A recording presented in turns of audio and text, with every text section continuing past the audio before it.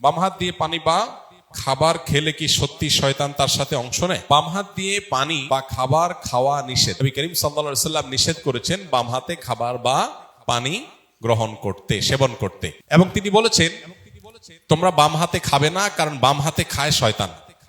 বাম হাতে খায় কে? শয়তান। এখন আপনি একটা জিনিস দেখবেন যে এই যে চামচ দিয়ে খাওয়ার, কাঁটা চামচ এবং চাকু দিয়ে খাওয়ার যে একটা কালচার পৃথিবীতে দাঁড়িয়েছে না, মানে ভদ্রলোকের খানা টাইপ, এখানে সিস্টেমটাই এমন যে আপনাকে বাম হাতে কাঁটা চামচ ধরতে হবে, কারণ ডান হাতে তো কাটা যায় না, ছুরিটা ডান হাতে রাখা লাগে, তো ডান হাত দিয়ে কাটে, বাম হাত দিয়ে কাঁটা চামচ দিয়ে খায়। ম্যাক্সিমাম মানুষ এই কালচারে অভ্যস্ত। আপনি বলতে পারেন ভাই হাত তো দুইটাই সমান, হাত ডান হাতও আমার, বাম হাতও আমার, এইটা দিয়ে খাওয়া গেলে বাম হাতে কি দোষ করছে? আমি যদি আপনাকে বলি ভাই সাধারণত মানুষ ডান হাতি, বাম হাতি মানুষ অল্প, তাই না? আমরা কম্পিউটারে যখন ব্রাউজ করি বা কম্পিউটারে যখন আপনার কোনো কিছু আমরা কাজ করি, মাউস আমরা কোন হাতে টিপি? ডান হাতে। এখন আপনাকে যদি কম্পিউটার প্রশিক্ষক বলে, আপনারা স্কিল ডেভেলপমেন্টের আপনার সফট স্কিলের ছাত্র অনেকে, সো আপনাদের জন্য এটা বোঝা সহজ। আপনার প্রশিক্ষক যদি এসে বলে যে বাবারা তোমরা মাউস সবসময় ডান হাতে ধরবা, যে বাম হাতি তার কথা ভিন্ন, বাকি সবাই যেহেতু ডান হাতি মানুষ, সো মাউস থাকবে কোন হাতে? ডান হাতে।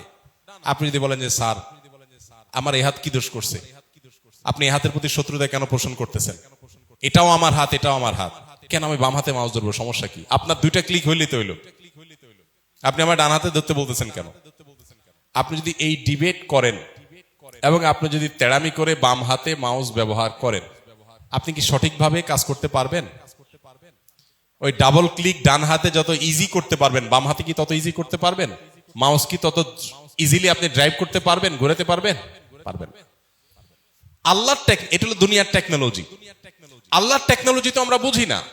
নবীজি বলেছেন ডান হাতে খাও, বাম হাতে খেলে আমার কি কি ধ্বংস নেমে আসবে আমি জানি না, তিনি বলেছেন দ্যাটস ইট, যথেষ্ট, আমাকে ডান হাতেই খেতে হবে, বাম হাত আমার ধ্বংস ডেকে আনবে। এই জন্য দেখবেন পৃথিবীতে যে সভ্যতা বিনির্মাণ করা হয়, যে কালচার, যে ম্যানার্স এবং এটিকেট ডেভেলপ করা হয় প্ল্যান করে, লক্ষ্য করবেন আপনি, একটা নয়, হিসাব করলে দেখবেন প্রায় সবগুলো কালচারই হলো কোরআন এবং হাদিস যা বলেছে তার উল্টো। এটা কাকতালীয়, উল্টো জিনিস কাকতালীয় হতে পারে এক দুইটা ঘটনা, সবগুলো তো উল্টো কেমনে হয়? হাদিসে কুকুর ঘরে রাখতে নিষেধ করা হয়েছে, কুকুর ঘরে রাখতে নিষেধ করা হয়েছে। এখন দেখেন আল্লাহর এত প্রাণী থাকতে কুকুরটাই শুধু ঘরে রাখা হয়, খেয়াল করছেন? মানে এত প্রাণী থাকতে রাখা হয় কি? কুকুর।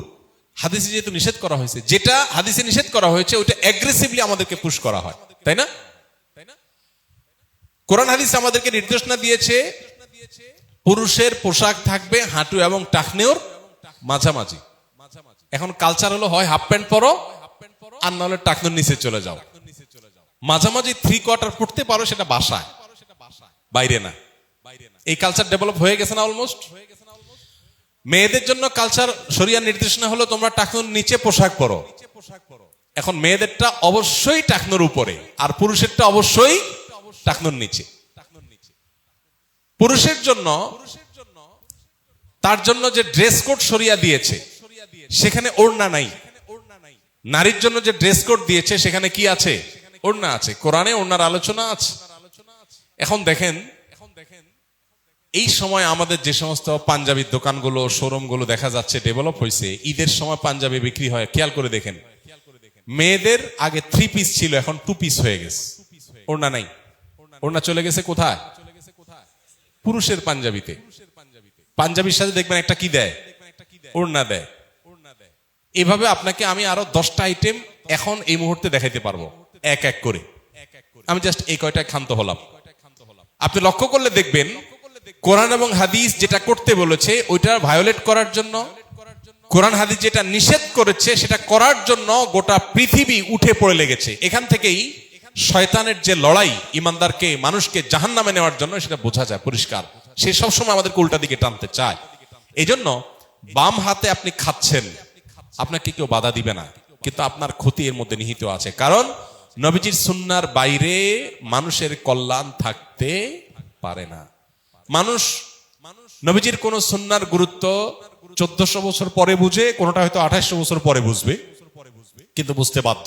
এজন্য আমাদের ডান হাতে খাবার গ্রহণ এবং পানীয় গ্রহণ করতে হবে। তবে প্রশ্নের মধ্যে একটা কথা লিখেছেন যে বাম হাতে খেলে বা পান করলে শয়তান সাথে খায়, এটা হাদিসে প্রমাণিত নেই।